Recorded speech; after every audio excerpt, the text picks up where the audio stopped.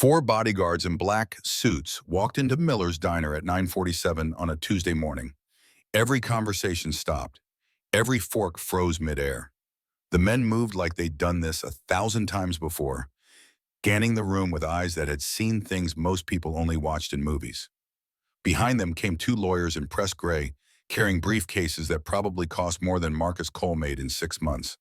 The woman in front had silver hair pulled tight and the kind of face that had stared down boardrooms full of men twice her size. She looked at the counter where Sharon stood frozen, coffee pot still raised. Her voice cut through the silence like a knife through butter. "I'm looking for Marcus Cole. Does he work here?" Sharon couldn't speak. She just pointed toward the kitchen where Marcus had stopped mid-flip on a pancake, spatula suspended in air, heart suddenly hammering against his ribs like it wanted out. The woman's heels clicked across the tile floor. 20 feet, 15, 10. She stopped 3 feet from where he stood behind the line, and something in her eyes made Marcus think of the moment right before a car crash, when time stretches, and you know everything's about to change, but you can't do a damn thing to stop it. "Marcus Cole?" He managed a nod. "My name is Margaret Calloway. I'm an attorney representing the estate of Catherine Elizabeth Whitmore." The pancake hit the floor. 2 months earlier, Marcus's alarm screamed at 5 in the morning like it did every day, dragging him out of dreams he could never remember. The apartment was dark and cold. The thermostat read 62 degrees because anything higher meant choosing between heat and groceries, and Tyler needed to eat more than Marcus needed to be comfortable. He rolled out of the sagging mattress, and his feet hit linoleum that had been installed sometime during the Carter administration. The bedroom door stuck when he pushed it, same as always, and he had to put his shoulder into it to get it open. In the main room that served as living room and dining room and kitchen all at once, Marcus counted the bills on the table. $6.33. Not enough for Tyler's field trip on Friday. Not enough to fix the stove that only two burners worked on. Not enough for the new shoes Tyler needed because 7-year-olds grew like weeds and wore through soles faster than Marcus could afford to replace them. He thought about his father then, like he always did when the money ran out before the month did. Diego Cole, who'd worked landscaping until the drinking got bad and his hands shook too much to hold the mower straight. Who'd come home with whiskey on his breath and rage in his eyes and made Marcus's mother flinch every time a door closed too hard. Who died when Marcus was 16, and Marcus had stood at the funeral thinking he'd never be that man. Never be the father who made his kid afraid. But standing here at 5 in the morning, counting change that wouldn't be enough, Marcus wondered if there were different ways to fail a child. Diego had failed with his fists. Marcus was failing with his empty wallet. Tyler's door was covered in drawings of dinosaurs. Marcus pushed it open and found his son curled under a blanket that had been washed so many times the colors had faded to ghosts of what they used to be. The kid's face was peaceful in sleep, and Marcus felt his chest tighten the way it always did when he looked at Tyler. 7 years old and already too smart, too observant, too aware that they didn't have what other families had. Marcus touched his shoulder gently. "Rise and shine, champ." Tyler's eyes opened, and he smiled up at Marcus like he was the best thing in the world, instead of a 34-year-old line cook who could barely keep the lights on. Breakfast was oatmeal with banana slices because it was cheap and healthy, and Marcus had learned a long time ago that caring for your kid meant making the best of what you had. Tyler ate without complaining, even though Marcus knew the kid probably wanted the sugary cereal his classmates brought for lunch. On the refrigerator, held up by a magnet shaped like the Liberty Bell, was the field trip permission slip. $25 due Friday. Marcus had until then to figure out where that money was coming from. "Dad?" Tyler looked up from his bowl. "Can Josh come over after school?" Marcus felt the familiar burn of shame in his gut. The apartment was 400 square feet of cramped, with furniture Marcus had gotten from the curb on trash day, and walls so thin you could hear the neighbors arguing about who forgot to buy milk. "Not this week, buddy." "Oh." Tyler went back to his oatmeal, and the fact that he didn't push it made Marcus feel worse. Most 7-year-olds would whine. Tyler had learned not to ask for things they couldn't afford. The bus to work took Marcus through Center City, Philadelphia, past glass towers that caught the early morning light and threw it back like they were too good to let it in. He stared out the window at the Whitmore Pharmaceuticals building. 40 stories of steel and money, and felt the old resentment curl up in his chest like smoke. The people in that building made in an hour what Marcus made in a month. They drove cars that cost more than he'd earn in 5 years. They lived in worlds so far above his that they might as well have been on different planets. Fuck them, Marcus muttered under his breath, then felt immediately guilty because that kind of bitterness was poison. It's what had turned his father mean. But standing on a bus that smelled like old coffee and cheaper perfume, watching towers full of people who'd never worried about $25 in their entire lives, it was hard not to feel like the world was rigged. Miller's Diner sat on the corner of Frankfurt and Girard in Fishtown, a neighborhood that used to be all working-class families and union halls, but was slowly turning into artisan coffee shops and yoga studios that charged $20 a class. The diner was a holdout from the old days, vinyl booths patched with duct tape and a floor that had been checkered black and white when Nixon was president.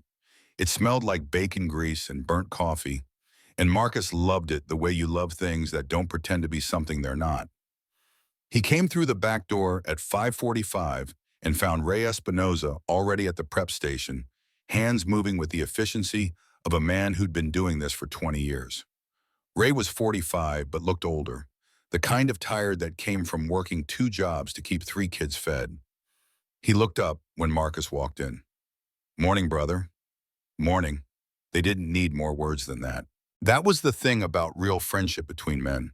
You didn't have to fill every silence with noise.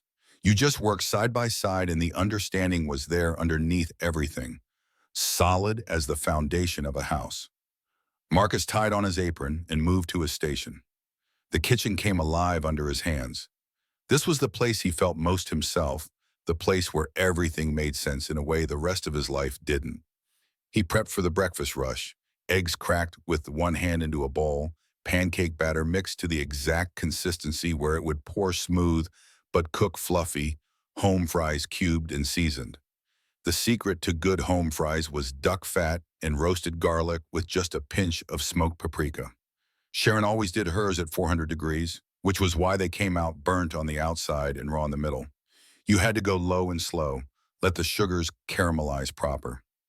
Marcus could taste things other people couldn't. It was the one gift genetics had given him. He could tell you what was missing in a sauce just by smell. He could tell you if the bacon was going to be crispy or chewy by the sound it made in the pan. He could have been something great if life had given him the chance. Instead, he was here, cooking eggs and pancakes for $7.50 an hour plus tips.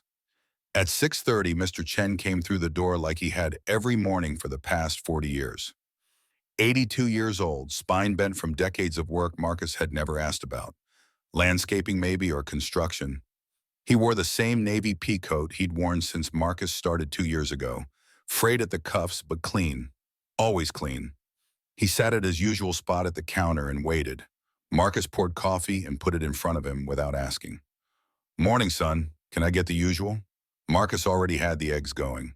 2 over easy, rye toast, bacon cooked crispy, coffee black. He plated it 5 minutes later and set it down. Mr. Chen ate slowly, savoring each bite like it might be his last. And when he was done, he left a $5 tip on an $8 meal. Marcus tried to give it back. "Mr. Chen, this is too much." The old man's hand closed over Marcus's, paper dry and surprisingly strong. "You remember I like my bacon crispy. Most people don't remember. That's worth something." After he left, Marcus stood there with the $5 in his hand and thought about how much simpler the world would be if everyone understood that being seen mattered more than most things people chase their whole lives. Sharon came in at 7, already complaining about traffic and her ex-husband and the price of cigarettes. She was 52 and looked 60, with bleached hair that had been fried by too many years of chemicals and a voice like gravel from too many Marlboro Reds. She wasn't a bad person. She was just tired of caring about things that didn't matter to her, and she'd decided somewhere along the way that other people's problems fell into that category. She poured herself coffee and leaned against the counter next to Ray. "You splitting tips with him again?" She jerked her chin toward Marcus. "Yeah. You know servers are supposed to keep their own tips." "Ray's got 3 kids," Marcus said from the grill. "So, you got 1. Math says you need your money more than he does." Marcus flipped a pancake without looking at her. "Kindness isn't math. You can't calculate caring about people. Sharon made a noise that might have been a laugh or might have been disgust and walked away to start her tables. Ray caught Marcus's eye and nodded once. Understanding passed between them without words. Some people got it, some people didn't. You couldn't force someone to understand that taking care of each other was the only thing that separated humans from animals. At 7:30, the door chimed and a woman walked in. The diner wasn't empty. The breakfast crowd was starting to filter in, construction workers and nurses coming off night shift and elderly regulars who'd been coming here since before Marcus was born. But something about this woman made everyone's head turn. She moved like a ghost, like she was trying to take up as little space as possible. Her jacket was faded black with frayed cuffs and the kind of wear that came from being slept in. Her jeans had holes that weren't fashionable, just worn through. Her hair hung tangled around a face that might have been pretty if it wasn't so drawn, so tired, so haunted. But her eyes. Even from across the room, Marcus noticed her eyes. They were clear and sharp and intelligent in a way that didn't match the rest of her. They swept the diner in one quick assessment, cataloging exits and people and threats the way someone who'd lived rough learned to do. She walked to the back corner booth, the one by the window that looked out onto the alley. The one nobody wanted because it was too isolated, too far from the warmth of the crowd. She sat down and picked up a menu with hands that trembled just slightly. Every person in the diner looked at her, then looked away fast like she might be contagious. The construction workers whispered something Marcus couldn't hear, and one of them laughed. The nurses moved their purses closer. An elderly woman actually stood up and moved to a different table. Sharon appeared at Marcus's elbow, close enough that he could smell the cigarettes on her breath. Great, the drifter's back. Back? She was here 3 times last week. Orders coffee, nurses it for 2 hours, never tips. She's bad for business. From the dish pit, Daryl called out loud enough for everyone to hear. Someone should call the cops. She probably smells. Marcus felt anger flare hot in his chest. The woman hadn't done anything except exist in a space where people decided she didn't belong. She was sitting quietly, studying a menu like she was trying to decode ancient hieroglyphics, bothering absolutely no one. But Daryl was 28 and had never known what it was like to have people look at you like you were garbage. So he thought it was fine to suggest calling the police on someone whose only crime was being poor. Marcus's voice came out harder than he meant it to. She's not bothering anyone. She's bothering me, Sharon said. Look, table 4 just moved. She's driving away customers. Then table 4 are assholes. Sharon's eyebrows went up. Marcus almost never swore at work, never raised his voice, never let the anger his father had passed down like a genetic curse show through. But something about this woman sitting alone in the corner, being treated like she wasn't human, hit him wrong. He grabbed the coffee pot and walked over before he could think better of it. Up close, he could see more details. The jacket had a designer label inside the collar, barely visible but there. The jeans were worn through, but the stitching was too good to be cheap. Her hands trembled when she reached for the menu, but her nails were clean, no dirt underneath. Everything about her was slightly off, like a picture that was just wrong enough to notice but not wrong enough to explain. And when she looked up at him, those eyes hit him like a physical force. Coffee? How much? $2.50, free refills. She looked down at her hands like she was doing calculations in her head. Just coffee then. Marcus poured. The cup rattled slightly when she reached for it, and he waited to see if she'd spill it, but she managed to get both hands wrapped around it and pull it close. She held it like it was precious, like it was the only warm thing she'd have all day. You want cream and sugar? She nodded. Marcus brought them, and she added both with the kind of care people used when everything mattered because nothing was guaranteed. You eaten today? Her eyes came up sharp, defensive. I'm fine. That's not what I asked. Silence stretched between them. She stared at him like she was trying to figure out what he wanted, what the catch was, what he'd expect in return. Toast is $1.50. I can bring you some. She reached into her jacket pocket and pulled out a handful of change, quarters and dimes and nickels that she counted out on the table with fingers that shook. $2.87 total. Not enough for coffee and toast both. Just coffee. Marcus nodded and walked back to the counter. Ray was watching him with knowing eyes. You gonna do it? Do what? Bring her food anyway. Marcus stared at the grill, at the eggs and bacon and pancakes he'd cooked 1,000 times. I don't know. I know you. You're already decided. I can't afford to feed every person who walks in here broke. But you're going to. Ray said it without judgment, just observation. He knew Marcus the way you knew someone after working side by side for 2 years, through rushes and disasters and quiet moments when the truth came out because there was nothing else to fill the silence. Marcus thought about his father, about the kind of man who looked at someone in need and walked away, about the kind of man who put his own comfort above someone else's survival. Diego Cole had been that man. Marcus had promised himself, at 16 years old, standing over a coffin and not crying because he'd used up all his tears years before, that he would never be that man. Some promises mattered more than money. He made 2 slices of toast, buttered them while they were hot so it melted into the bread, and brought them over without a word.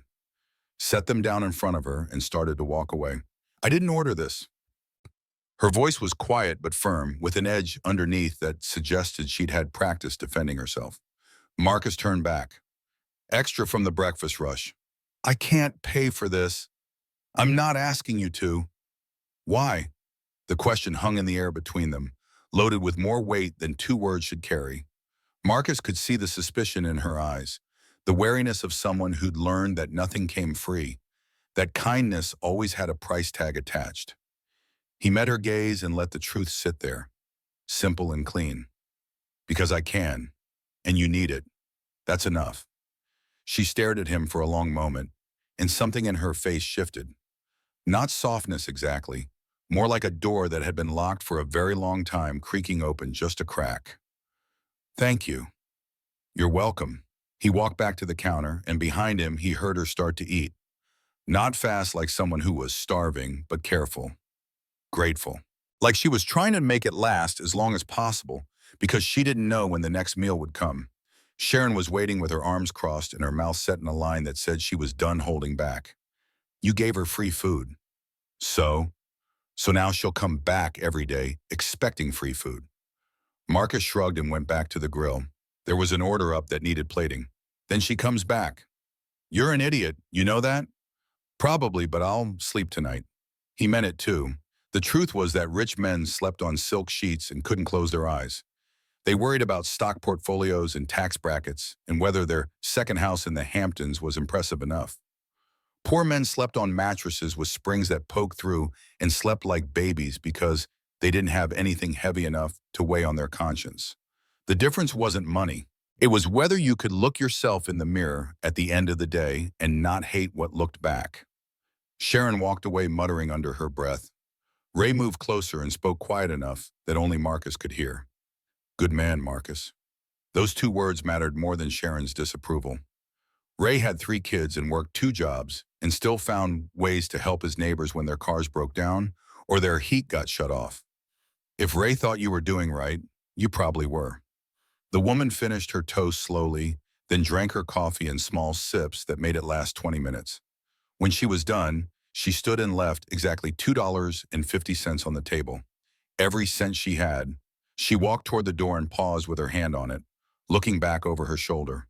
Her eyes found Marcus across the room. She nodded once. Marcus nodded back.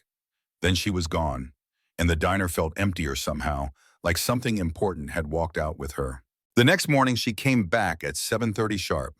Same booth, same worn jacket, same tangled hair. Marcus brought her coffee and toast without asking. She paid $1.50 this time, half of what it cost, and Marcus didn't mention the shortfall.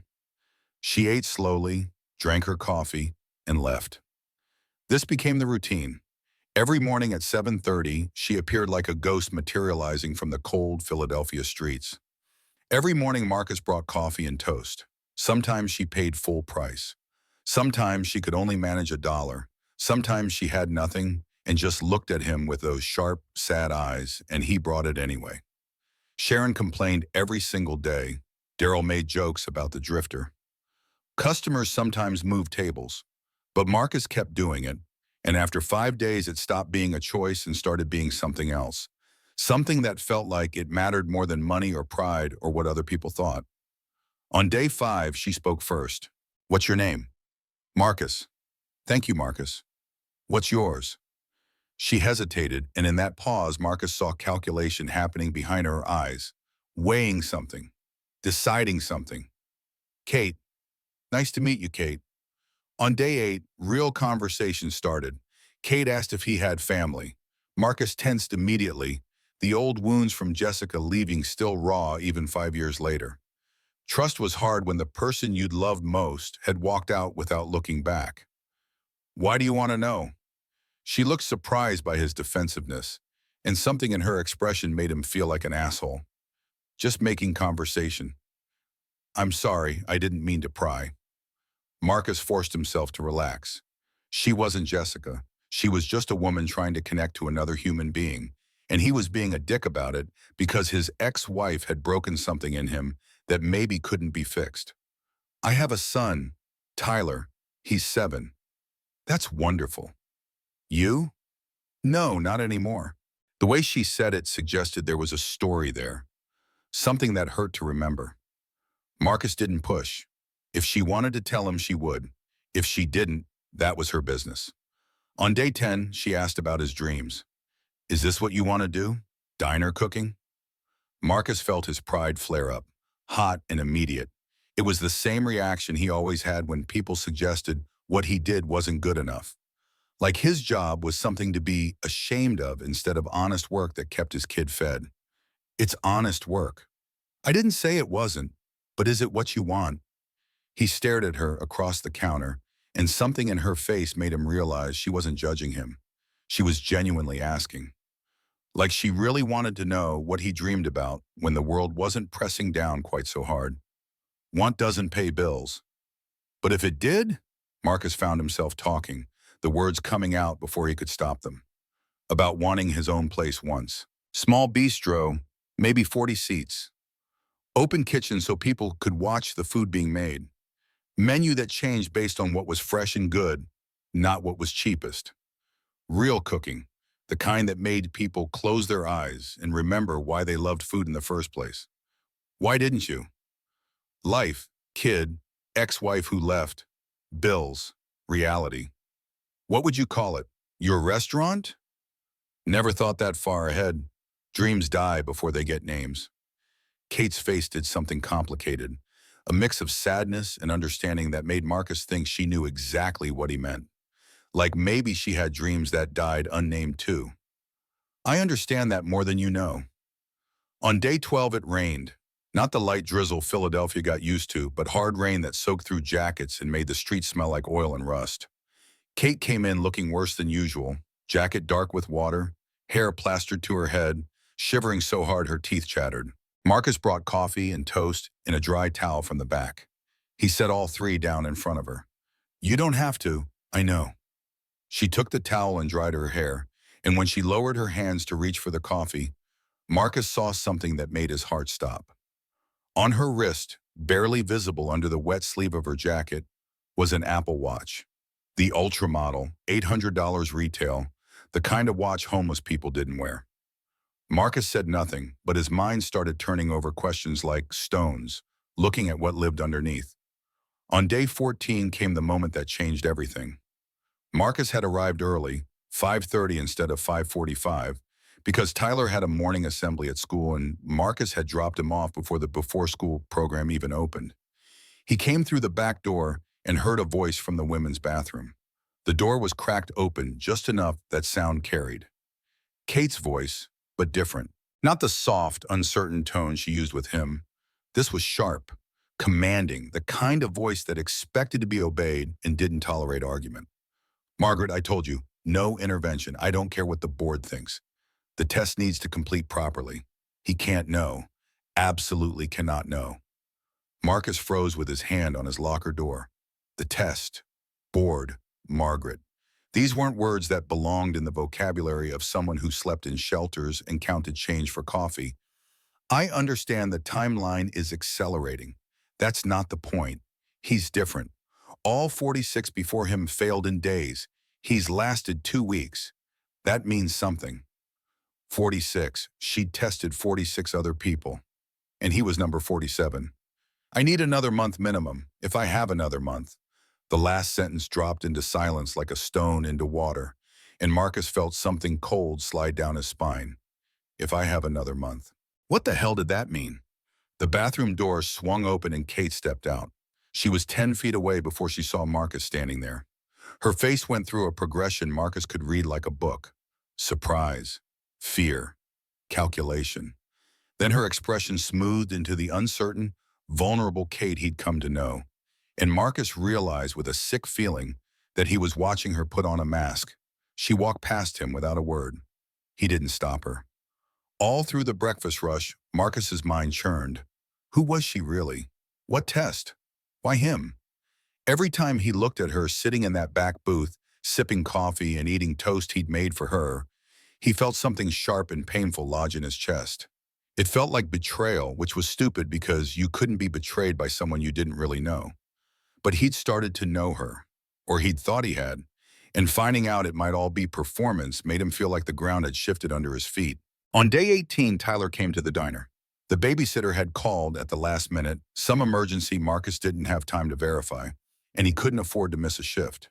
So Tyler sat at the counter with a coloring book and a box of crayons Marcus had picked up at the dollar store. And Marcus felt guilt burn hot in his stomach because 7-year-olds shouldn't spend their morning in diners. He was failing his son, just in a different way than his father had failed him. Kate watched Tyler from her booth. Marcus could see her tracking the boy's movements, and something about the intensity of her attention made him nervous. Tyler looked up and caught her staring. Instead of being scared, he smiled and waved. Kate hesitated, then waved back. It was small and tentative, like she wasn't sure how to interact with children. Tyler, being Tyler and having inherited exactly none of his father's wariness, took this as an invitation. He slid off his stool and walked over to her booth with his coloring book held out like an offering. Hi, I'm Tyler. Do you like dinosaurs? Kate's face transformed. The mask slipped and something real showed through, something warm and genuine that made Marcus's chest tighten. She smiled, and it was the first real smile he'd seen from her. I don't know much about them. This is T-Rex. He's my favorite because he's strong, but he's actually nice if you're nice to him. That's a good philosophy. I wish more people believed that. Tyler cocked his head, confused. What's philosophy? It's a fancy word for how you think about the world. Oh, like how Dad says everyone deserves kindness. Kate's eyes went to Marcus across the room, and there was something in them that made it hard to breathe. Something like recognition, like gratitude, like pain. Yes, exactly like that. Marcus watched them talk and felt the anger from the overheard phone call start to fade. Whatever she was doing, whatever test she was running, this moment with Tyler was real. He could see it in the way her shoulders relaxed, in the way she listened to his son talk about dinosaurs like he was explaining quantum physics, in the way she looked at Tyler like he was precious. Kate pulled a napkin from the dispenser and began to fold it. Her hands shook, but she moved with precision, creasing and turning and folding until she'd created something beautiful. A paper crane. She held it out to Tyler. For you. Tyler's eyes went wide. Wow, how did you do that? I'll teach you. And she did. For the next 20 minutes, Kate showed Tyler how to fold paper into wings and body and head. Her hands trembled the whole time, but she never lost patience. Tyler messed up twice and she just unfolded it and started again, her voice gentle and encouraging. Marcus cleaned the counter for the third time, not because it needed it, but because he couldn't stop watching. Ray appeared at his elbow. She's good with kids. Yeah, you care about her. Marcus tensed. It was one thing to feel it, another thing entirely to have someone else say it out loud. I don't even know her, but you want to. Ray said it without judgment, just observation. Marcus didn't answer because what was there to say? Yes, he wanted to know her. He wanted to understand why someone who could fold origami with the precision of an artist and spoke with vocabulary that suggested real education was sitting in a diner pretending to be homeless. He wanted to know why her hands shook and why she'd tested 46 people before him and what exactly she was looking for. But more than that, he wanted to know the woman underneath the mystery, the one who smiled at his son, the one who held her coffee cup with both hands like it was the most important thing in the world. Tyler succeeded in making a crane wobbly but recognizable and held it up for Marcus to see. "Dad, look!" "That's amazing, buddy." Tyler turned to Kate. "Thank you. Can I come back tomorrow and you teach me more?" Kate looked at Marcus, and he saw her asking permission. The fact that she asked, that she recognized this was his son and his choice, made something in his chest loosen. He nodded. Kate's face lit up. "I would like that very much." Tyler hugged her, an impulsive 7-year-old gesture that clearly caught her off guard. She froze for a half second, then her arms came up and wrapped around him gently. When Tyler pulled back, Marcus could see tears on her face. After Tyler left with the babysitter who'd finally shown up, Kate approached the counter. Marcus was wiping it down again, definitely not looking for excuses to be near where she was standing. "He's wonderful." "I'm trying." "No, you're succeeding. He's kind. That comes from you." Marcus felt emotion rise in his throat, unexpected and overwhelming. He'd been raising Tyler alone for 5 years, always worried he wasn't enough, that his son needed a mother and a father who could give him more than hand-me-down clothes and dollar store crayons. Hearing that he was doing something right, that his son was kind, made him want to cry, and he couldn't figure out why. His mother left when he was 2. "Sometimes I wonder if I'm enough." The words came out before he could stop them. He never talked about Jessica, never admitted the fear that lived in his chest every single day, the terror that he was failing Tyler in ways he couldn't see. Kate's hand reached across the counter and touched his, just briefly. "You're more than enough. He looks at you like you hung the moon." Silence stretched between them, loaded with things neither of them knew how to say. Marcus pulled his hand back, first because the touch felt too good, and good things in his life had a habit of disappearing. "Can I tell you something?" "Sure." "I've met billionaires who raise cruel, entitled children. You're raising a boy who offered to draw me a dinosaur to make me happy. That's worth more than all the money in the world." The way she said it, casual like she'd actually met billionaires, made Marcus remember the phone call, the test, the Apple Watch, all the little things that didn't add up. "How would you know about billionaires?" Something flickered across her face. Guard going up. "I used to work in that world. Before." "Before what?" "Before I lost everything." She said it flat, final, like a door closing. Marcus wanted to push, but something in her eyes stopped him. Whatever she'd lost, it still hurt to remember. Over the next few days, Marcus started paying attention. Really paying attention. Kate's vocabulary was too educated for someone who'd been living rough. She said things like "quite astute" and "I appreciate your perspective," instead of the casual slang most people used. Her posture changed when she thought no one was watching, straightening from the hunched defensive crouch into something more commanding. Once, a customer bumped into her on his way to the bathroom.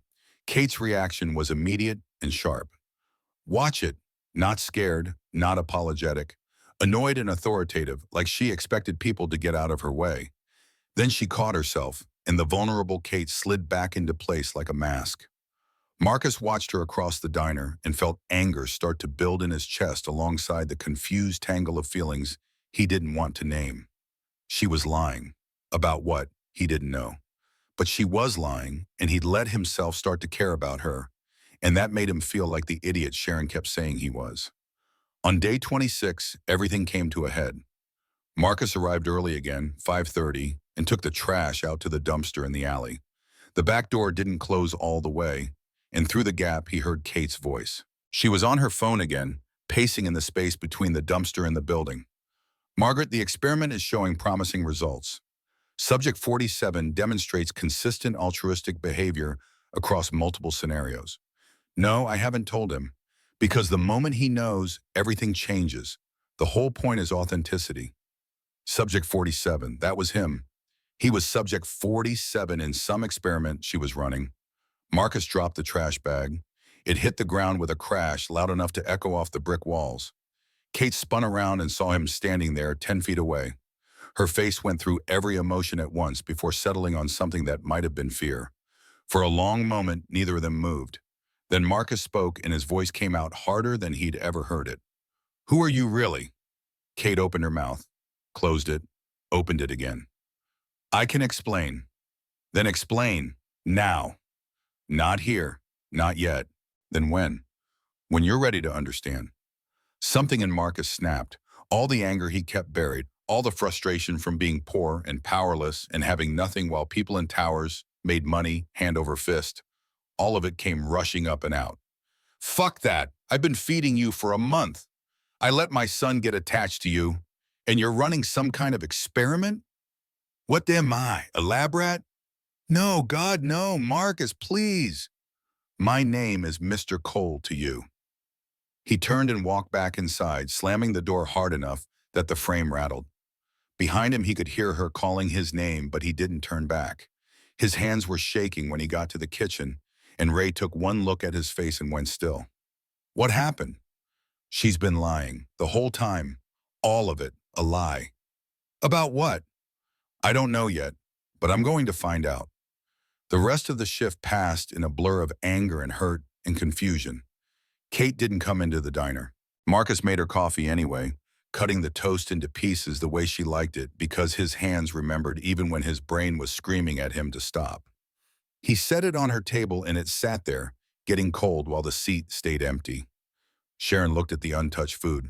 Told you she wouldn't last. Marcus didn't answer.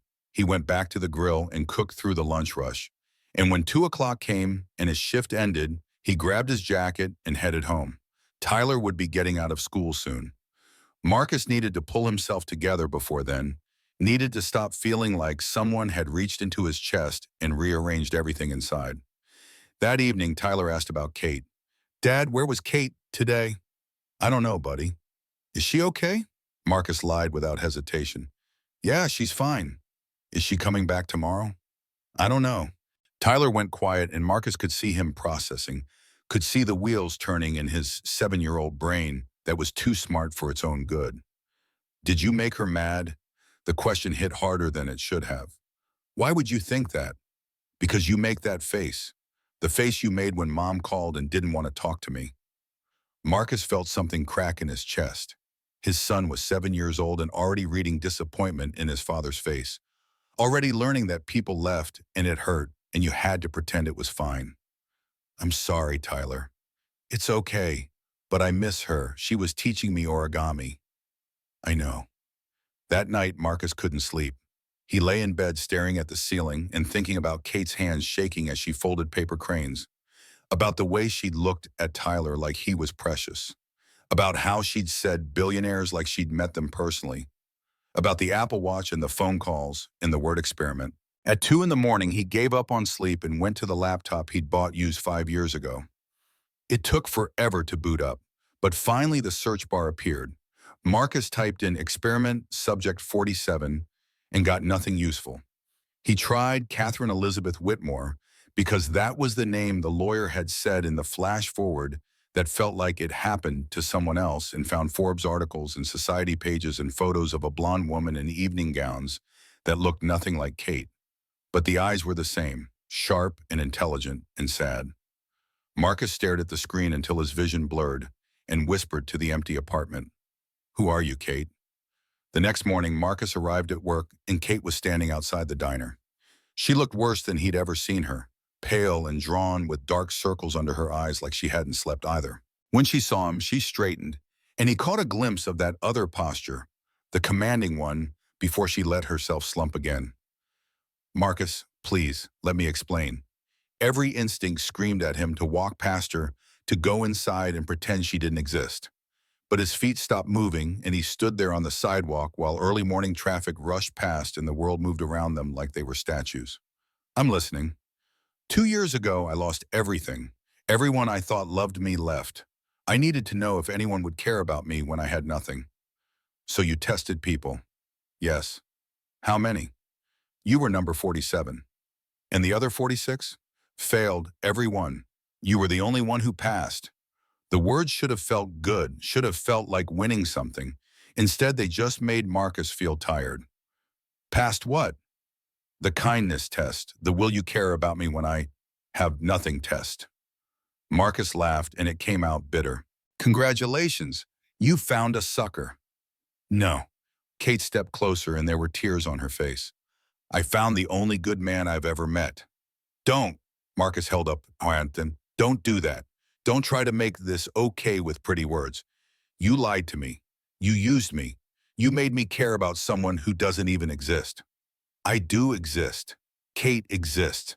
She's more real than Catherine's ever was. Who the hell is Catherine? Kate took a breath like she was about to jump off a cliff. Catherine Elizabeth Whitmore. That's my real name. I own Whitmore Pharmaceuticals, $900 million, dollars, and I've never had anyone love me for just being me. Marcus stared at her, and the world tilted on its axis. $900 million. Dollars. The woman he'd been bringing coffee and toast to, the woman his son had hugged, the woman he'd started to care about despite every wall he'd built around himself, was worth more money than he could comprehend. You're a billionaire. Yes. And you pretended to be homeless. Yes. Why? To find out if anyone would see me, really see me, not my money or my name, just me. Marcus felt something hot and painful lodge in his throat. Part of him understood, part of him even sympathized, but the rest of him, the part that had been hurt by Jessica and scarred by his father and shaped by a lifetime of people with power using people without it, that part was screaming that he should walk away. I need time. I understand. I don't know if I can trust you. I know. Marcus turned to go inside, then stopped. He looked back at her, this woman who was Kate and Catherine and possibly neither. This woman who'd made his son smile and made Marcus feel something he thought he had locked away forever. Was any of it real? Kate's eyes met his, and they were full of something that looked like pain. All of it was real. That's what made it matter. Marcus walked inside without another word, and Kate stood on the sidewalk for a long moment before turning and walking away into the Philadelphia morning. Marcus watched her go through the diner window and felt like he'd lost something he'd never actually had. The diner felt wrong without her. Marcus arrived each morning and scanned the back booth out of habit, finding only empty vinyl in the memory of how she'd held her coffee cup. He made the coffee anyway, cut the toast into small pieces, set both on her table and watched them go cold while Sharon shook her head and customers pretended not to notice. 3 days passed like open wounds. Tyler asked about Kate every evening, and Marcus ran out of ways to lie convincingly. On the fourth morning, Ray cornered him by the dish pit. Brother, you gotta let it go. Let what go? Whatever's eating you. Kate, the lies, all of it. Marcus flipped eggs with more force than necessary. I don't even know who she is. Does it matter? The question hung there like smoke. Marcus wanted to say yes, it mattered. Everything about it mattered because you couldn't build anything real on lies. But another part of him, the part that remembered how she'd taught Tyler origami with shaking hands and infinite patience, that part wasn't sure. Yes, because I was falling for someone who doesn't exist. Ray's voice dropped lower, gentler. Or maybe she exists more than you know. Maybe the lies were the disguise, and Kate was the truth. That doesn't make sense. Love rarely does, brother. After his shift ended, Marcus walked through Fishtown looking for her. He checked Liberty Lands Park where homeless people gathered under the pavilion, showed a grainy photo he'd taken of her teaching Tyler to a group huddled around a trash can fire. Nobody recognized her. He tried the Women's Community Center on Lehigh, the chosen 300 Ministries shelter, the Sunday breakfast rescue mission. Shelter directors looked at him with tired eyes that had seen too many desperate searches. Son, if she doesn't want to be found, you won't find her. I have to try. Why? Because she'd looked at his son like he was precious. Because she'd asked about his dreams when nobody else cared. Because for 3 weeks, sitting across from her with coffee between them, Marcus had felt less alone than he'd felt in 5 years. Because I need to understand. On the 5th day after she vanished, Marcus's phone rang during the lunch rush. Unknown number. He almost didn't answer, but something made him swipe accept and press it to his ear while balancing 3 plates. Mr. Cole, this is Principal Henderson from Fishtown Elementary. Marcus's blood went cold. What happened? Tyler was in an altercation. He's hurt. We've called an ambulance. The plates hit the counter too hard. One cracked straight down the middle. How hurt? He's bleeding. You need to come now. Marcus told Ray he was leaving, didn't wait for a response, ran out the door and into the street. A taxi almost hit him. He didn't care. The hospital was 12 blocks and he covered them at a dead sprint, lungs burning, heart hammering against his ribs like it was trying to escape. The emergency room smelled like antiseptic and fear. Tyler sat on a bed with blood crusted around his nose and a cut on his forehead that would definitely need stitches. When he saw Marcus, his face crumpled. "Dad." Marcus pulled him close, careful of the injuries, and felt rage and terror war in his chest. "What happened, buddy?" "Jake said we're trash. He said you're poor and we don't matter." The rage won. Marcus saw red at the edges of his vision, wanted to find this Jake kid's parents and make them understand what it felt like to have your child hurt. But Tyler was still talking, his voice small. "I pushed him. He pushed back harder. I fell." "Tyler, you can't fight." "But Dad, he said mean things." "I know, but violence isn't the answer." Tyler's eyes were too old, too aware. "You fought for Kate, though. I saw you." The words hit Marcus like a fist. His son had seen him lose control, had watched him become the angry man Marcus swore he'd never be. The doctor walked in before Marcus could figure out how to respond. "Mr. Cole, your son needs stitches. 5 or 6. Do you have insurance?" The shame burned hotter than the anger had. "No." "The bill will be approximately $1,200. $1,200. Marcus had $80 in his checking account and $6 in his wallet. He looked at his son's bloody face and wanted to scream. "Can I do a payment plan?" The doctor's face showed pity that made Marcus want to punch something. "We'll work something out. Let me get supplies." The door closed. Tyler reached for Marcus's hand. "I'm sorry, Dad. I made everything expensive." Marcus's throat closed up. 7 years old and already apologizing for needing medical care.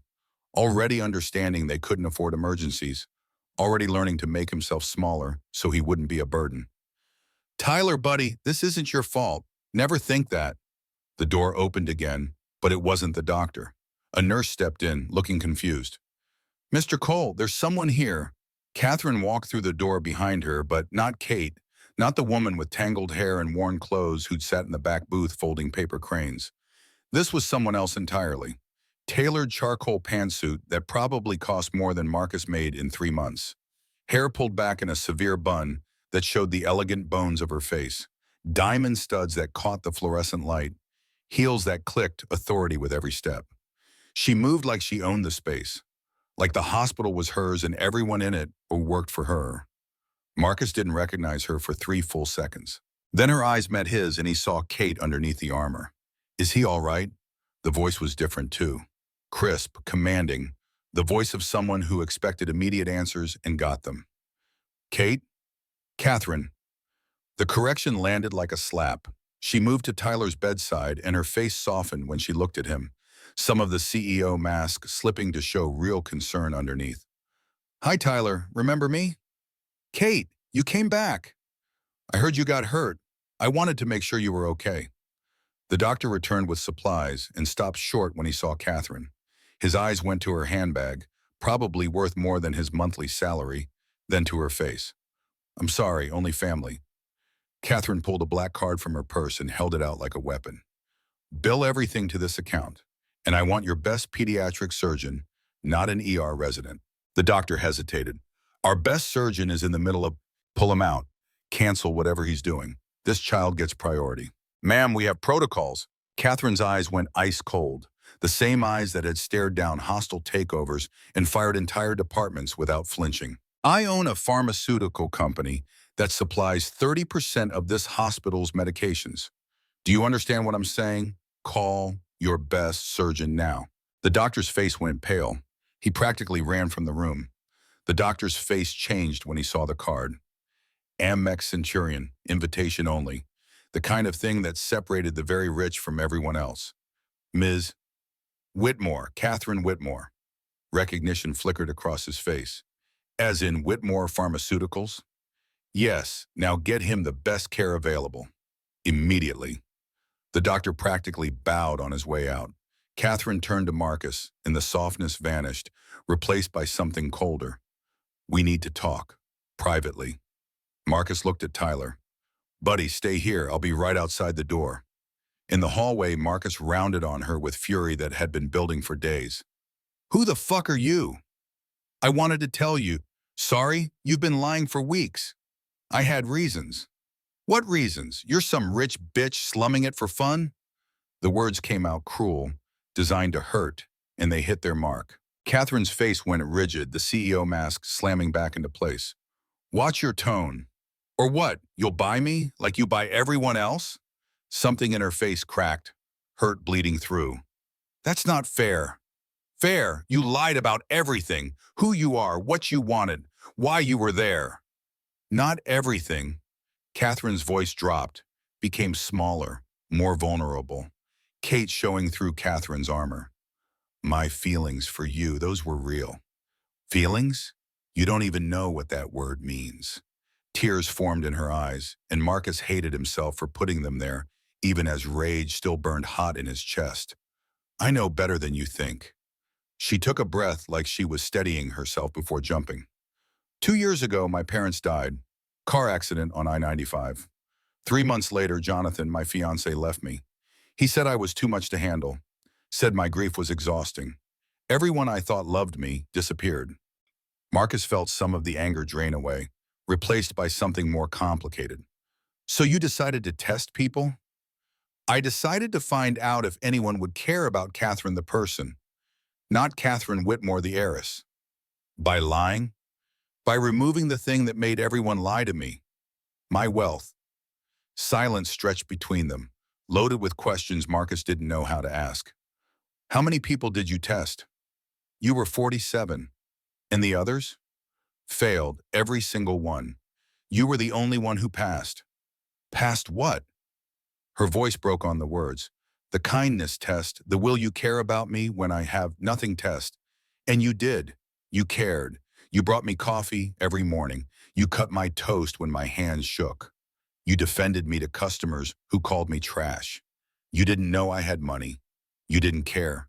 You just saw someone who needed help and you helped. Marcus leaned against the wall because standing felt like too much work suddenly. I don't know if I can trust you. I understand. I was falling for you, for Kate, and Kate doesn't exist. Kate is more real than Catherine ever was.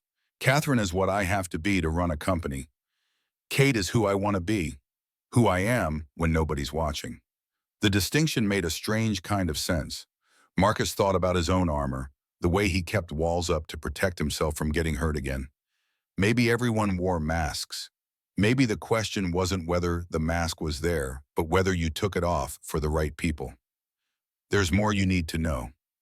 Catherine's voice had gone quiet, and something in her tone made Marcus's stomach drop. I'm sick. Congenital heart disease. I've had 2 surgeries. The doctors say I have 6 months. Maybe less. The hallway tilted. Marcus grabbed for the wall. What? That's why I came to Philadelphia, why I did the test.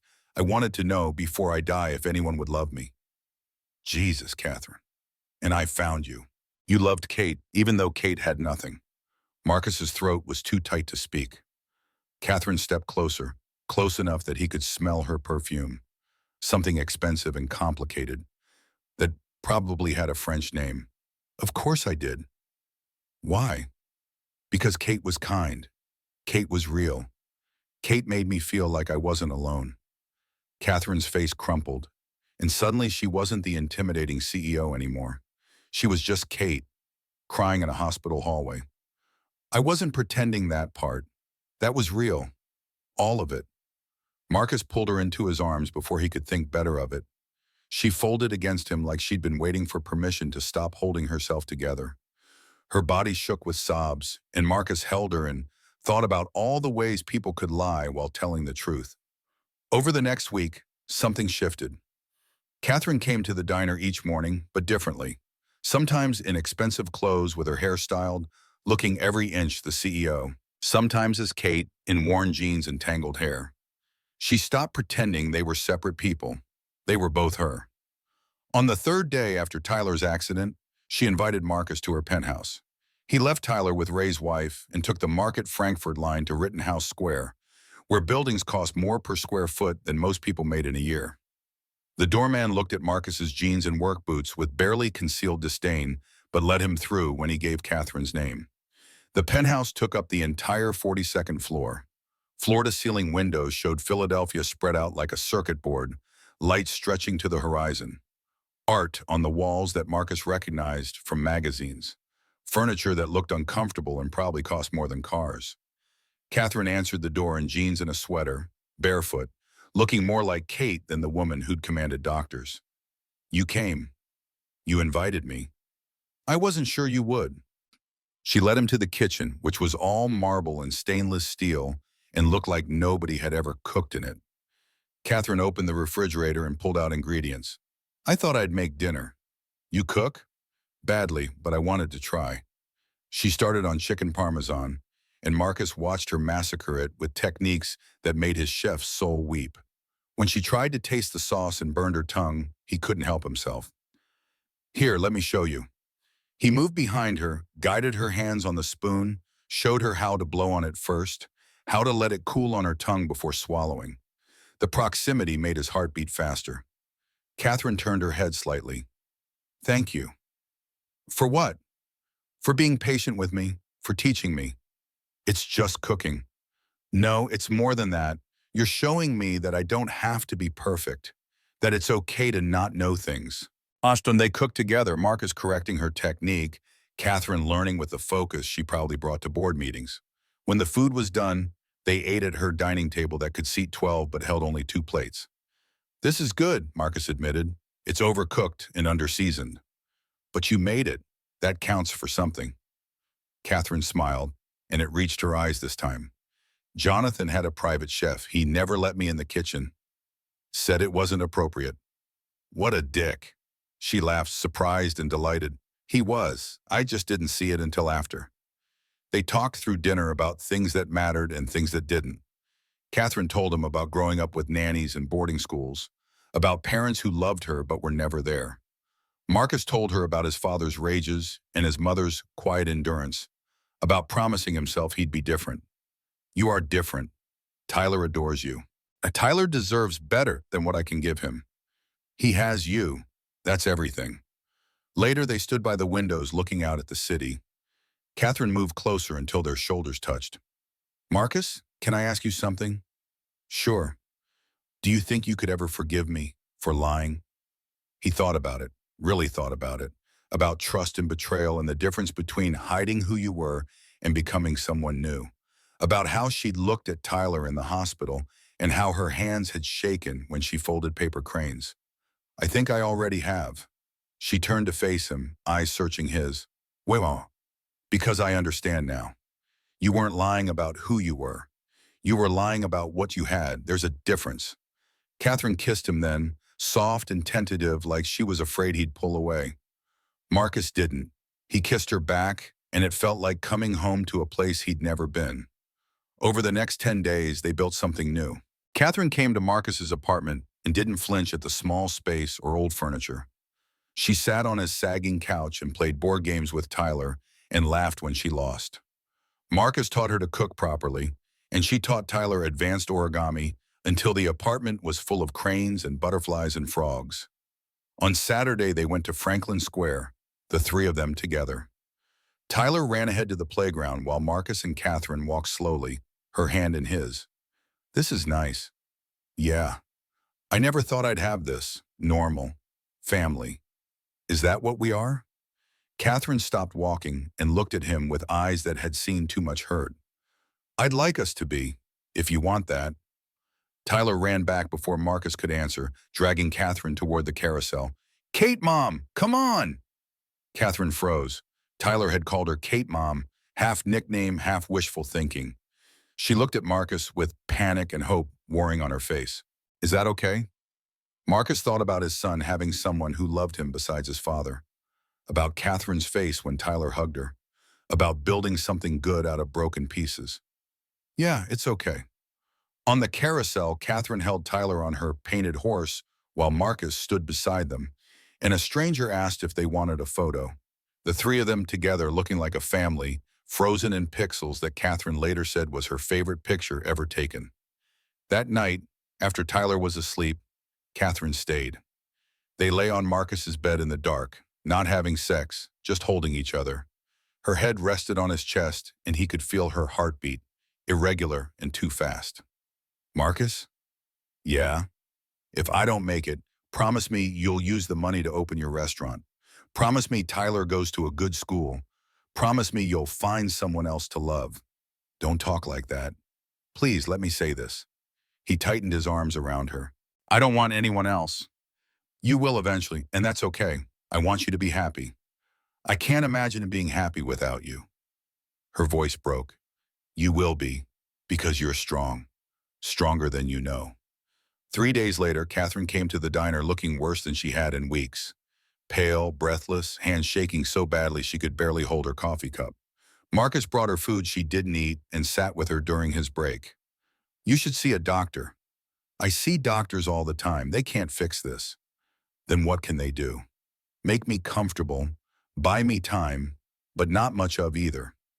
At 2:30, Marcus was cleaning the grill when he heard something crash. He turned to see Catherine on the floor, collapsed between tables, gasping for air. Her face had gone gray. Someone call 911. Marcus dropped to his knees beside her, cradling her head.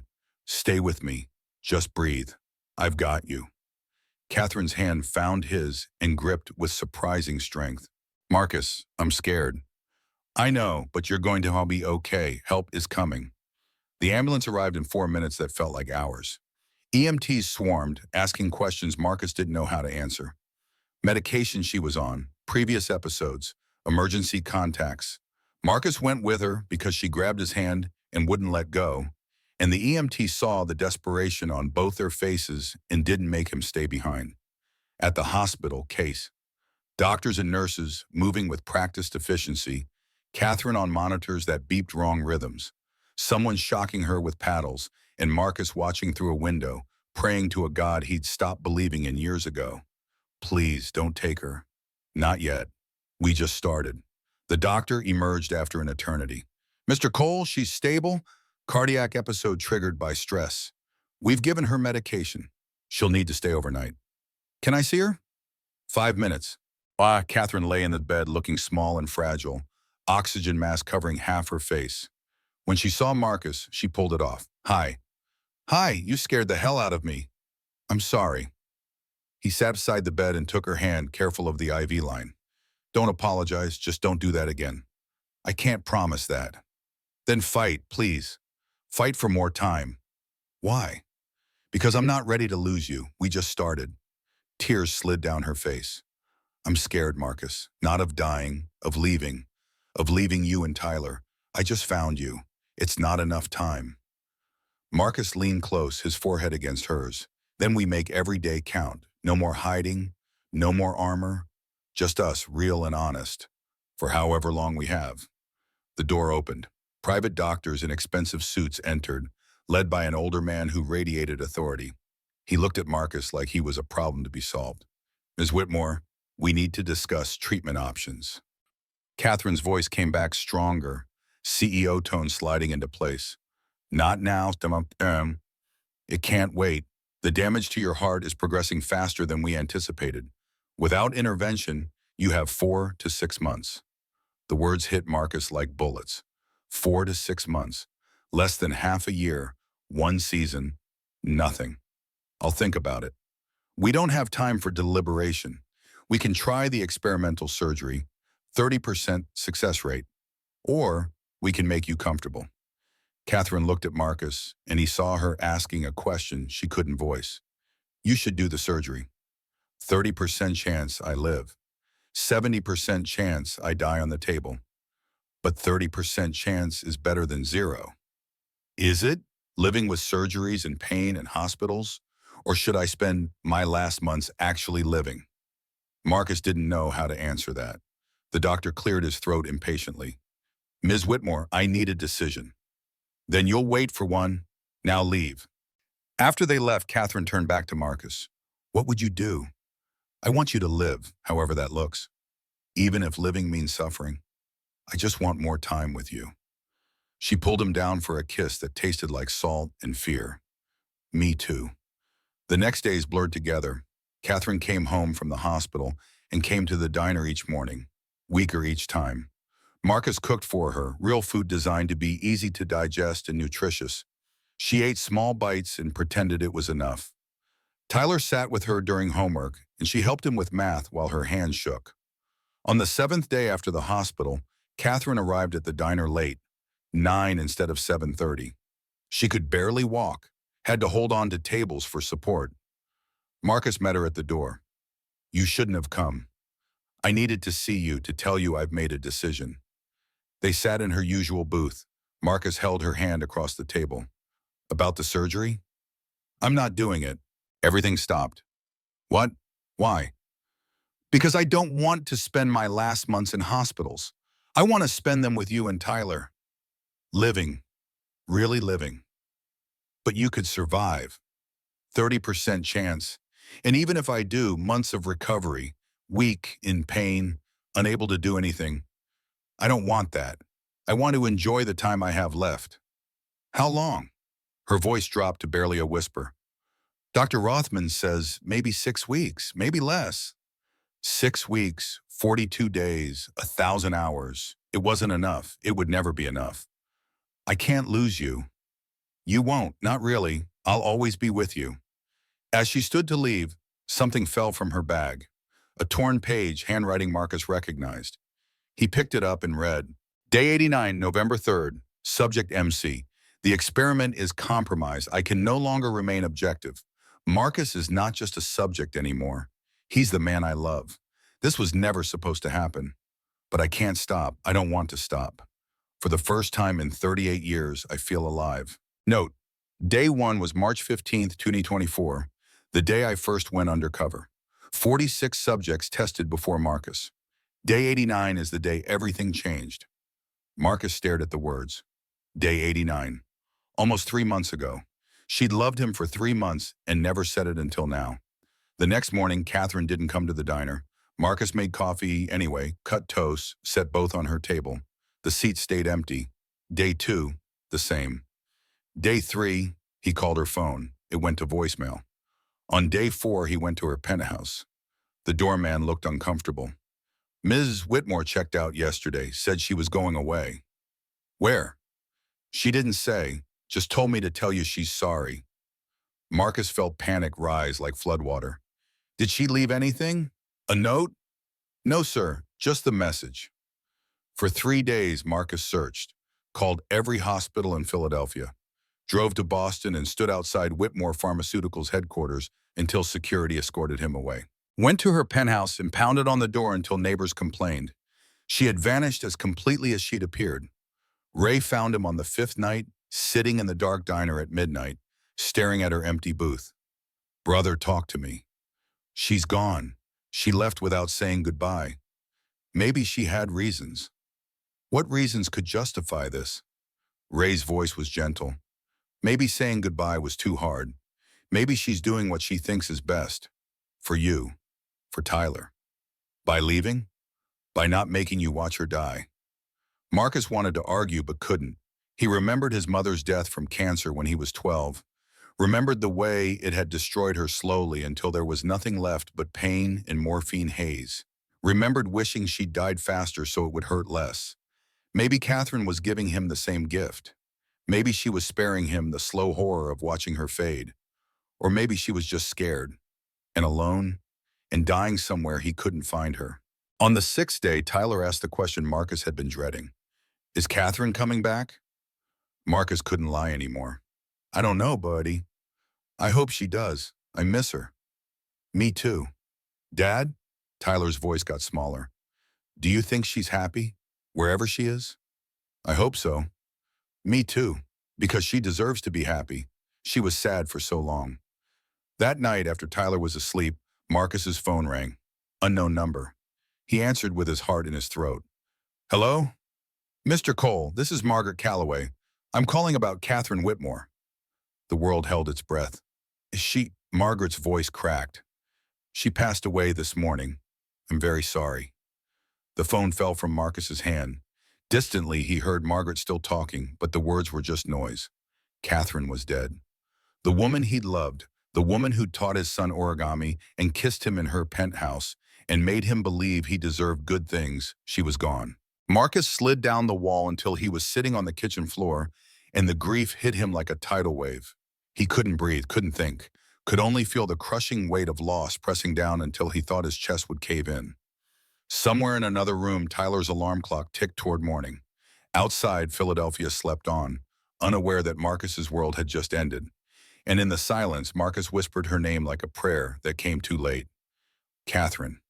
Ray found him 40 minutes later, sitting on the kitchen floor with his back against the cabinet and his phone face down beside him like he couldn't bear to look at it. The older man must have used the spare key Marcus had given him for emergencies, and this qualified. Ray crouched down, knees popping, and put a hand on Marcus's shoulder without saying anything. Sometimes silence was the only appropriate response to grief this raw. She's dead. The words came out flat, empty of everything except the terrible truth they carried. I know. Margaret called me too. She gave me your address. Marcus's hands were shaking. He pressed them against his thighs, but couldn't make them stop. I never got to say goodbye. I never told her I loved her. She knew, brother. She knew. How? I was angry when she left. What if she died thinking I hated her? Ray settled onto the floor beside him, their shoulders touching in that way men had of offering comfort without making a production of it. You read that journal page, day 89. She knew you loved her long before you figured it out yourself. Morning light started creeping through the window above the sink. In 6 hours, Marcus would have to tell Tyler that the woman who'd called herself Kate Mom was never coming back. The thought of seeing his son's face break made Marcus want to crawl out of his own skin. How do I tell him? The truth, same way you'd want someone to tell you. At 7:30, Tyler emerged from his room with sleep-messy hair and questions in his eyes. He took one look at Marcus's face and stopped in the doorway. Is it Catherine? Marcus couldn't speak. He just nodded, and Tyler's face crumpled in a way that would haunt Marcus for the rest of his life. Is she? Yeah, buddy. She died yesterday. Tyler stood frozen for a long moment, processing in that way children did when something incomprehensible crashed into their world. Then his voice came out small and lost. Did it hurt? I don't think so. Her heart just stopped. Where is she now? Marcus pulled Tyler onto his lap even though the kid was getting too big for it, held him close while his own heart felt like it was being crushed in a vice. I don't know. Heaven, maybe. Will we see her again? Someday. Not for a long time, but someday. Tyler started crying, the kind of deep sobs that shook his whole body, and Marcus held him and cried too. They stayed like that until the sun was fully up and Philadelphia woke around them. Two people trying to figure out how to keep living when part of them had died. Margaret called again that afternoon with details Marcus barely processed. Private funeral in Boston. Tomorrow at 2. Catherine had left specific instructions that Marcus be invited. There would be a will reading afterward. I don't want anything. Margaret's voice carried a weight that suggested she'd expected this. She wanted you to have it. Please come. Marcus drove to Boston at dawn with Tyler sleeping in the passenger seat. 3 hours on I-95 gave him too much time to think about the last conversation they had had, about how she'd chosen not to fight because she wanted to live instead of survive, about how maybe that was the bravest thing anyone could do. The cemetery was in Brookline, old money and older graves, a private section with headstones that cost more than houses. 20 people gathered in expensive black clothes, and Marcus felt like an intruder in his department store suit that he'd bought for his mother's funeral and hadn't worn since. Board members whispered when he and Tyler walked up. Who's that? I don't know, not family. Margaret detached from the crowd and approached with a face that had been crying recently. Mr. Cole, thank you for coming. She wanted me here. She did, very much. The priest spoke about Catherine Whitmore, successful businesswoman and philanthropist and dutiful daughter. He talked about growing the company 40% in 2 years, about strategic acquisitions and market dominance. He made her sound like a spreadsheet with a heartbeat. Marcus stood there thinking about how nobody in this crowd knew her at all. They knew Catherine Whitmore, CEO.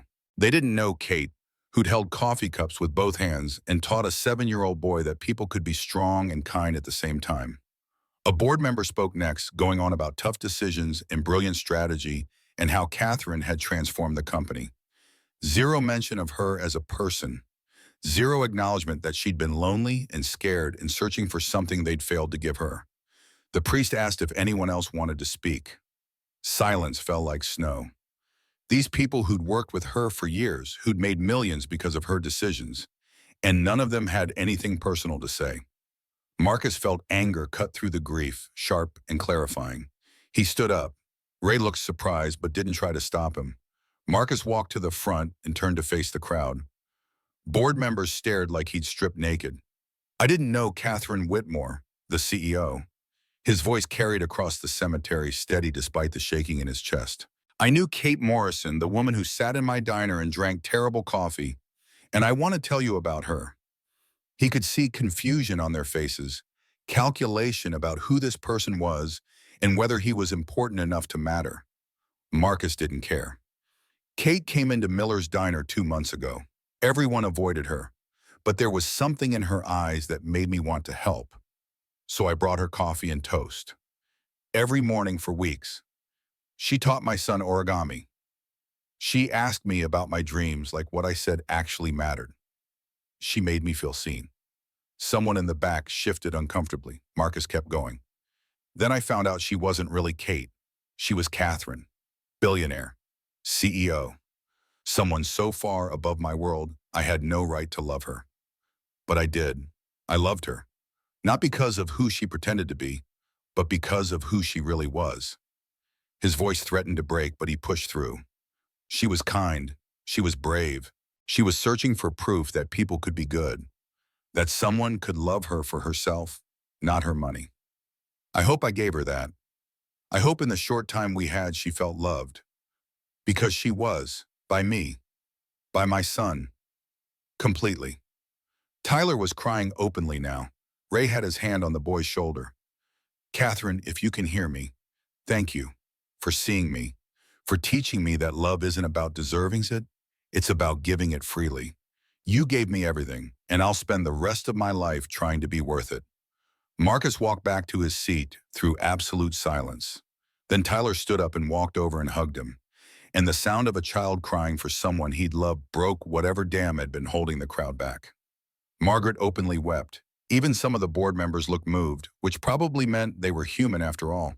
An elderly woman approached afterward, elegant in black with pearls that had probably been in her family for generations. I'm Elizabeth Whitmore, Catherine's aunt. That was beautiful, thank you. I'm sorry for your loss. And I'm sorry for yours. She loved you very much. I could tell from her letters. Marcus's throat closed up. She wrote you letters? The last few weeks of her life, she told me about you and Tyler, about feeling happy for the first time in years. You gave her that gift. Elizabeth touched his arm gently. She would want you to be happy. Don't let grief steal that from you. The will reading happened in a conference room that could have held 50, but only had 15. Margaret and another lawyer sat at the head of a polished table that reflected the overhead lights. Marcus held Tyler's hand and tried to focus as the lawyer read through legal language that meant nothing to him. The estate totaled $900 million. $500 million to the Catherine Whitmore Foundation, $300 million to family trusts, $50 million to employees, $40 million to medical research, and $10 million to Marcus Cole. The room exploded. A board member shot to his feet. $10 million? Who the hell is this man? Another voice, sharp and suspicious. This has to be fraud. Catherine wasn't in her right mind. She was ill. She couldn't have. The lawyer's voice cut through the chaos like a blade. The will was executed 6 months ago when Mrs. Whitmore was of sound mind and body. It's ironclad. Any challenges will be expensive and unsuccessful. Marcus couldn't process the number. 10 million. More money than he could conceptualize. Enough to solve every problem he'd ever had and create entirely new ones. Margaret held up a thick envelope. There's also a personal letter. Catherine requested Mr. Cole read it in private. A board member's face went red. We have a right to know what's in that letter? No, you don't. It's personal correspondence. Margaret stood and gestured for Marcus to follow. She led him to a smaller office with a window overlooking Boston Common. Tyler waited outside with Ray while Marcus sat down with 8 pages of handwriting that was the last thing Catherine would ever say to him. "My dearest Marcus," it began, and his hands started shaking so badly he almost couldn't hold the paper. She told him about being born rich and never knowing struggle, about parents who loved her but were never there, about dating boys who loved her name and not her person, about Jonathan leaving when grief made her difficult instead of decorative, about realizing nobody had ever loved the real her. So I decided to find out, would anyone love me if I was nobody?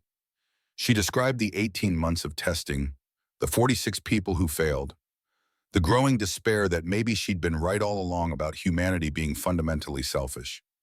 Then she described day one at Miller's Diner. "Day one, you brought me coffee and toast. I didn't ask, you just did it. When I asked why, you said, because I can, and you need it. That's enough." Those 8 words changed my life.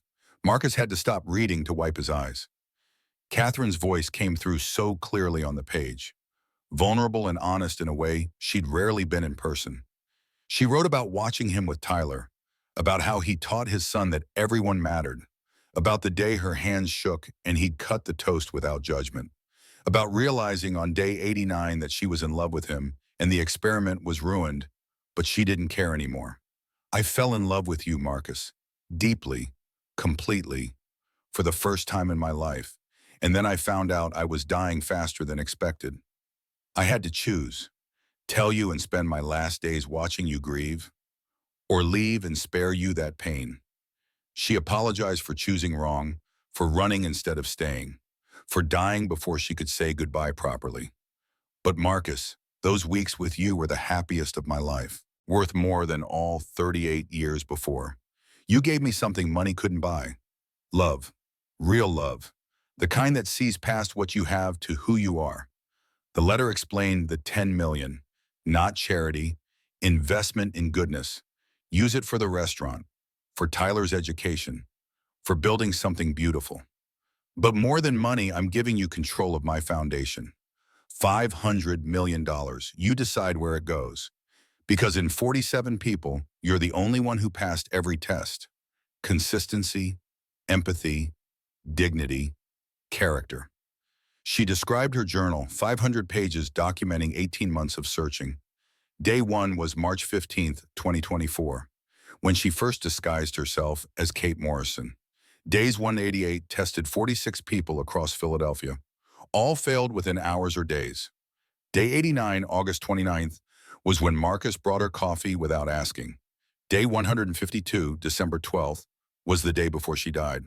Every entry after day 22, his name, over and over. How her feelings grew. How she was angry at dying because she'd finally found what she was looking for. The final section broke him completely. My last entry, written the night before I died. Day 152, tomorrow I'll be too weak to write, so this is goodbye. Marcus, wherever you are when you read this, I love you. Present tense. Death doesn't stop that. Be happy. Find someone else to love eventually. You have so much to give. Thank you for everything. For seeing me, for loving me, for proving I wasn't wrong about humanity. Forever yours, Catherine. P.S. The coffee really was terrible, but I'd drink it every morning for eternity if I could have you across the counter. Marcus folded the letter carefully and pressed it against his chest. Then he broke down completely, sobbing in a way he hadn't since he was a child, grief pouring out in waves that threatened to drown him. He cried for Catherine, for what they'd lost, for all the time they'd never have. He cried for Tyler losing someone who'd loved him. He cried for himself and the hole in his life that would never quite heal. Ray found him 20 minutes later, still crying, and just sat down and put an arm around his shoulders. Didn't try to make it better. Just sat with him in it. 2 weeks passed like wading through mud. Marcus went to work because he didn't know what else to do, cooked breakfast for people who had no idea his world had ended, went home to Tyler and tried to be the father his son needed while feeling like he was made of broken glass. The 10 million sat in his bank account untouched. Looking at it made Marcus feel sick. It was blood money, grief money, a number on a screen that represented everything he'd lost. Ray cornered him in the walk-in cooler on day 15. You gonna use that money or just let it sit there mocking you? I don't know what to do with it. She told you. I read the letter, remember? You showed me. It feels wrong, like taking money for loving her. Ray's voice got firmer than Marcus had ever heard it. It's not payment. It's a gift from someone who loved you. Honor her by using it. Build what she wanted you to build. I don't know if I can. Then figure it out. Because right now you're disrespecting her memory by letting fear win. The words hit like a slap, shocking Marcus out of the paralysis grief had created. Ray was right. Catherine had given him this chance because she believed in him. Refusing it wasn't noble. It was cowardice. That night, Marcus called Margaret. I want to set up the foundation, the way Catherine wanted. Margaret's relief carried through the phone. I'll start the paperwork. What focus areas? People who are invisible, homeless women, single parents, kids in poverty, the ones society pretends don't exist. She would love that. Will you run it? No, but I know someone who should. Ray Espinoza. He's worked 2 jobs for 15 years to support his family. He understands struggle. Ray cried when Marcus told him, big guy breaking down in the diner parking lot. Brother, I can't. I'm not qualified. You're the most qualified person I know. Catherine would agree. The Catherine Whitmore Foundation launched a month later with Ray as director of operations at a salary that let him quit his second job. They helped 20 families in the first week. Single mothers with medical bills, veterans who couldn't afford rent, teenagers aging out of foster care with nowhere to go. Ray called Marcus after the first week, voice thick with emotion. Brother, you should see these people's faces. We're changing lives. Catherine's changing lives. We're just the hands doing it. But Marcus knew he needed to do more than just fund the foundation. Catherine had wanted him to open the restaurant, to chase the dream he'd let die. For weeks, he'd made excuses about why it wasn't the right time. Finally, Ray called him out.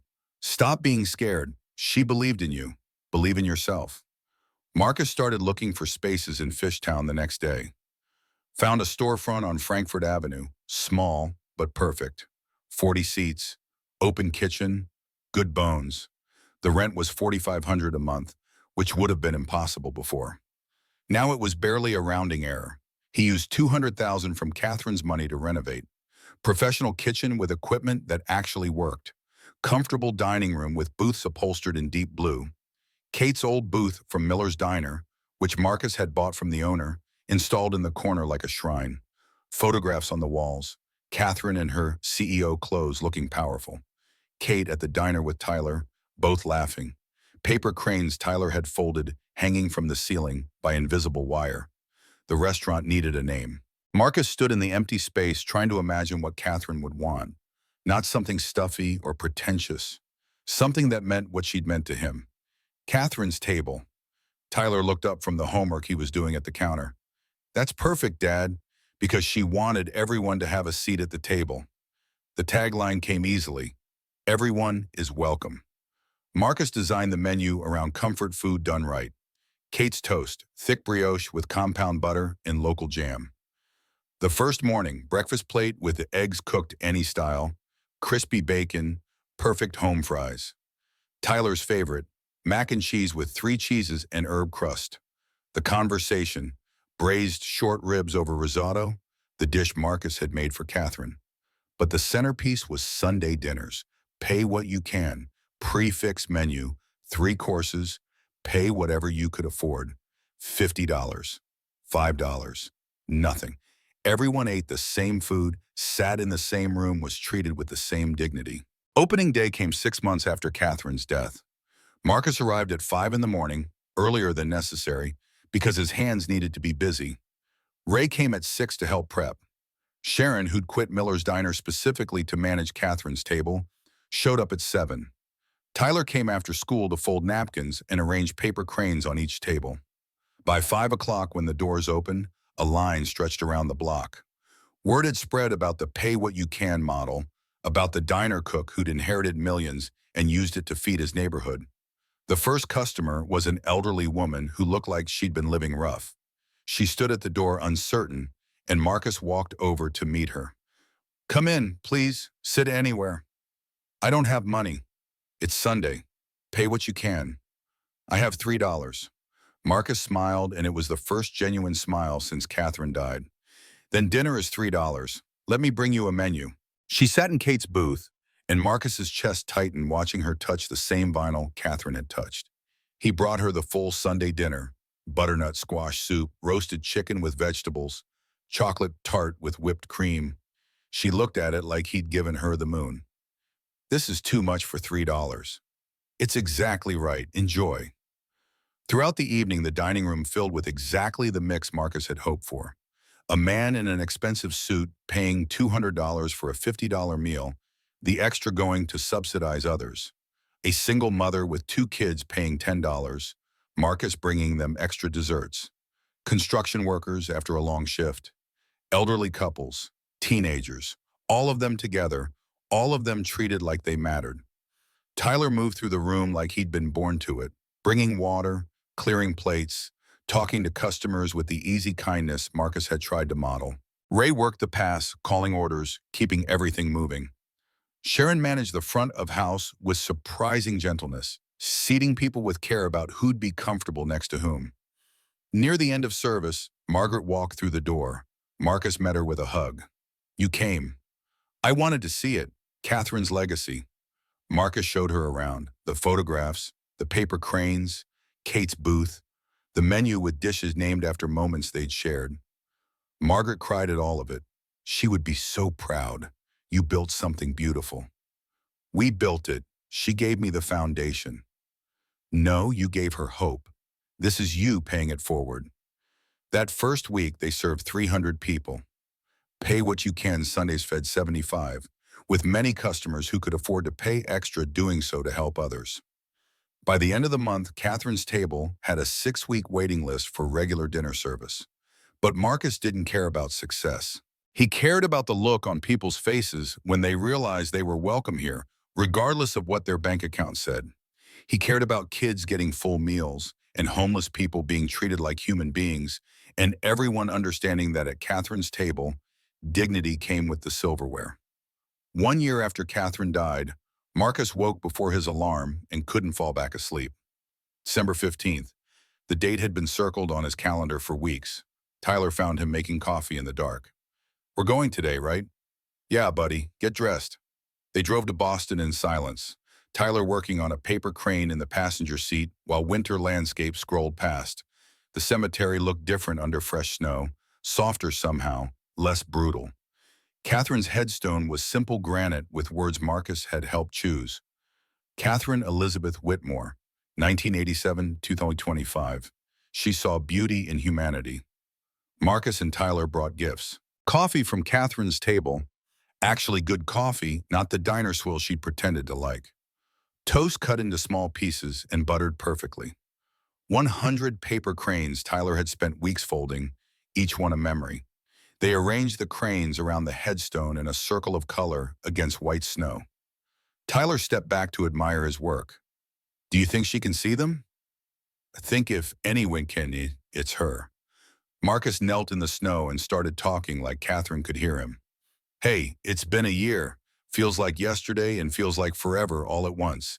I wanted to tell you what we've been doing with your gift. He told her about the restaurant, about people sitting together regardless of what they could afford, about the foundation helping 500 families, about Tyler, who was doing well in school and still made origami for anyone who looked sad. Ray's running the foundation full-time now. His kids have what they need finally. Sharon came to work for me, and she's actually nice to people sometimes, which feels like a miracle. And me, I'm okay. Some days are harder than others, but I'm living, not just surviving, the way you wanted. His voice cracked. I miss you, though, every day. Every time someone sits in your booth or orders toast or asks me about the photos on the wall. Every time Tyler makes a crane and I remember you teaching him. Every time I taste something and wish you were there to try it. Tyler knelt beside him and put a hand on his shoulder. It's okay to be sad, Dad. Kate Mom would understand. Marcus pulled his son close. I know, buddy, I know. Tyler addressed the headstone directly. Hi, Catherine, it's Tyler. I'm 8 now. I learned 20 new origami shapes. Dad says you'd be proud. I help at the restaurant. I fold napkins and make cranes for people who need them. Dad taught me that's what you would want, for us to see people the way you saw us. He placed his best crane, perfectly folded without a single wrinkle, on top of the headstone. This is for you. I made it perfect. They stood there a long time, two people honoring someone who changed their lives by believing they deserved better than what they had. Finally, Marcus spoke one last time. I promise I'll keep doing this. Keep seeing people. Keep treating them like they matter. Keep building the world you wanted to see. Thank you for everything. For the coffee, for the love, for showing me I didn't have to stay small. I love you. Always will. The drive back to Philadelphia was quiet but not heavy. Tyler fell asleep against the window while Marcus thought about legacy and memory and how love didn't end just because someone died. It transformed, became something you carried forward and gave to others. Catherine's table was closed Mondays, but Marcus went anyway to prep for the week. He was surprised to find the door unlocked, Ray inside checking inventory. Thought I'd get a jump on things. On your day off? This place is more than a job, brother. It's a mission. They worked together in comfortable silence, two men who'd become family through shared purpose. Around 3, a family approached the window and peered in. Mother, 2 young kids. The mother's clothes were worn but clean, her face showing the particular exhaustion of someone who worked hard and still came up short. Marcus went to the door and opened it. Can I help you? I'm sorry, I know you're closed. I just wanted to see. I heard about the Sunday thing. Pay what you can. We open for dinner at 5 tomorrow. You should come. I don't know if we can afford tomorrow's Monday, full service. But I'll tell you what, come at 4. Before we open, I'll make you dinner. Just your family. The woman's eyes filled with tears. Why would you do that?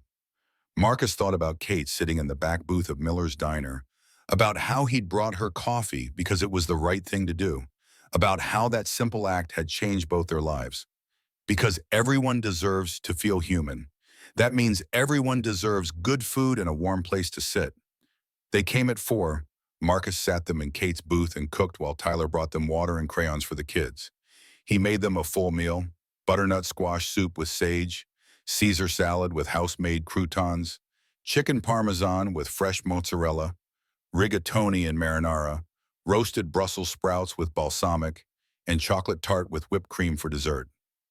Food that said you matter, you're seen, you're welcome here. When they finished, the mother tried to pay. How much do we owe? Nothing. Come back next Sunday. Bring friends if you want. That's how it works here. She cried then, standing in the middle of Catherine's table with her kids tugging at her hands and gratitude making her voice shake. Thank you. You don't know what this means. But Marcus did know. He knew exactly what it meant because someone had once done the same for him, had seen him when he felt invisible, had treated him like he mattered when everyone else looked away. After they left, Marcus stood at the window watching them walk away into Philadelphia twilight. Ray came up beside him. That was good what you did. Catherine would have done the same thing. No, you would have done it before you ever met her. She just reminded you who you already were. That night, alone in the restaurant after everyone left, Marcus pulled out the journal he'd started keeping after Catherine died. Today's entry came slowly, each word chosen with care.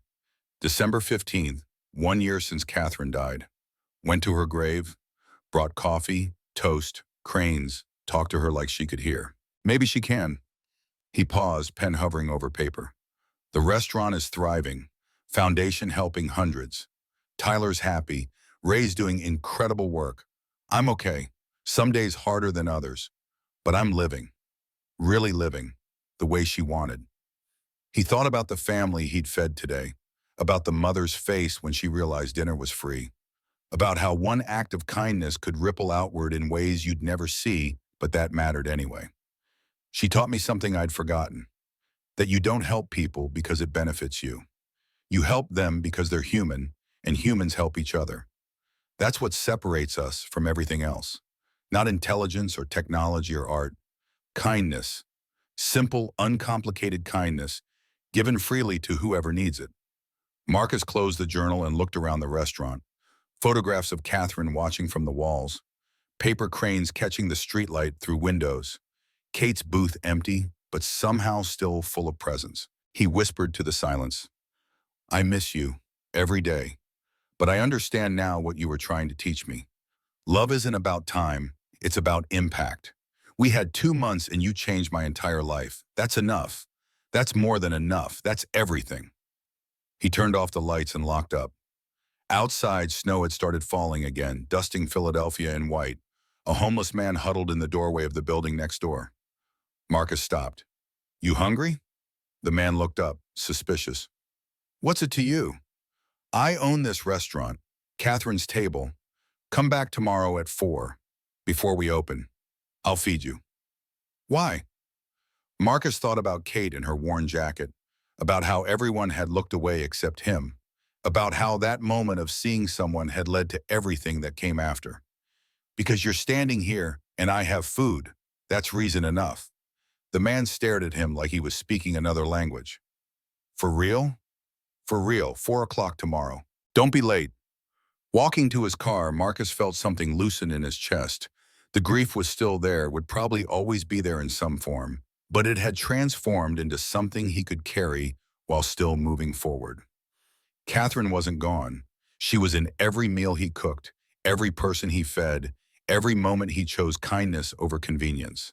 At home, Tyler was already asleep, paper cranes scattered across his bed like he'd been practicing before exhaustion won. Marcus gathered them carefully, put them in a box where they kept all the cranes Tyler made. Hundreds of them now, each one a small act of beauty in a world that needed more beauty. He thought about Catherine's question from their last real conversation. If kindness mattered, if it was worth anything in a world that seemed to reward selfishness and cruelty. The answer was yes. Kindness mattered precisely because the world was hard. It mattered because suffering was common and compassion was rare. It mattered because every person who chose to be kind made the world fractionally better, and enough fractional improvements eventually added up to something resembling hope. Catherine had tested 47 people trying to find proof that goodness existed. She'd found it in Marcus, but he knew the truth. It existed everywhere, buried under fear and hurt and the scars life left. His job now wasn't to prove goodness existed. It was to call it forth in others the way Catherine had called it forth in him. That was legacy, not money or buildings or having your name on a foundation. Legacy was the ripples you left in other people's lives, the ways you changed them that changed how they changed others. Catherine's kindness had made Marcus kinder, and Marcus's kindness would make others kinder. And eventually maybe kindness would spread far enough that people like Kate wouldn't have to pretend to be homeless to find proof that humanity was worth saving. In the dark apartment, with his son sleeping and Philadelphia quiet outside, Marcus made a promise to Catherine's memory. He would keep doing this, keep seeing people, keep treating them like they mattered, keep building the world she'd wanted to see but hadn't lived long enough to witness. It wasn't enough. Nothing would ever be enough to replace what they'd lost. But it was something, and sometimes when the grief felt overwhelming and the absence felt unbearable, something was enough to keep going. Marcus whispered into the darkness one last time, "Thank you, Catherine, for seeing me, for loving me, for showing me who I could be. I promise I'll make it matter every single day. I promise." Outside the window, snow fell on Philadelphia. Inside, Marcus closed his eyes and dreamed of coffee and toast and paper cranes, of a woman with sad eyes who taught him that people weren't rich or poor, homeless or housed, worthy or worthless. They were just people. And people deserved to be seen. That was the lesson. That was the gift. That was everything.